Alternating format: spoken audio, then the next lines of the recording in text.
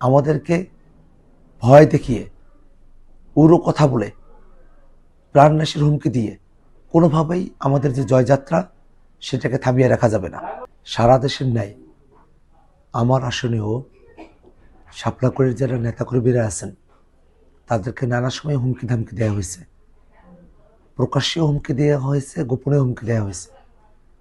আজকে বিকেলবেলা হঠাৎই আমার ফোন নাম্বারে একটি অপরিচিত নাম্বার থেকে কল আসে এবং তিনি অশ্লীল গালিগালাজ করেন, প্রাণনাশের হুমকি দেন, আমার পরিবারকে কেটে ফেলবে, মেরে ফেলবে, ইলেকশন হওয়ার পরে দেখে নেবে, এই ধরনের নানা ধরনের ভয়ঙ্কর হুমকি প্রদান করতে শুরু করে।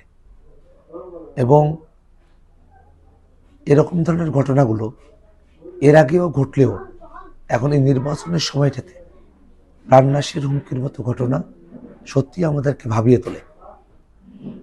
বর্তমানে আইনশৃঙ্খলা রক্ষাকারী বাহিনী সবগুলো অস্ত্র এখন পর্যন্ত উদ্ধার করতে পারে নাই। অবৈধ অস্ত্রের একটা ছড়াছড়ি আছে, একটা জনজোয়ার তৈরি হয়েছে, সেটাকে ঠেকিয়ে দেওয়ার একটা প্রচেষ্টা রয়েছে। এমত অবস্থায় একটা সুষ্ঠু নির্বাচনের জন্য আইনশৃঙ্খলা রক্ষাকারী বাহিনীর সর্বোচ্চ সতর্ক ভূমিকা আমরা প্রত্যাশা করি।